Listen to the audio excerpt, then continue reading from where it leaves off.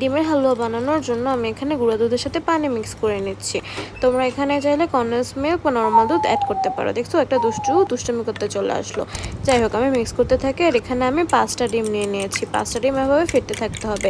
সাথে আমি vanilla essence যোগ করে নিচ্ছি যাতে গন্ধটা চলে যায়। এরপরে আমি ডিম আর দুধ মিক্স করে নিচ্ছি। পরিমাণ মতো চিনি দিয়ে নিচ্ছি।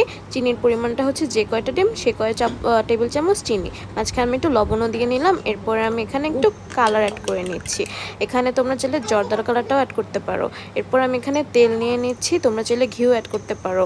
এরপর এখানে এলাচ দারচিনি দিতে হবে কিছুক্ষণের জন্য। তারপর সেখানে মিক্সচারটা মিক্স করে দিতে হবে। তারপর এখানে সুন্দর মতো নাড়তে থাকতে হবে। নাড়তে নাড়তে একসময় এটা যখন বুঝতেই পারবা তোমরা নাড়তে এটা হচ্ছে হয়ে যাবে ডিমের হালুয়ার মতো দেখতে। আর এটার সাথে ময়দা অ্যাড করলে ওটা আসলে পুরো কিউব করে কাটা যায় এবং হালুয়া হয়ে যায়। যাই হোক, এটাও খেতে কিন্তু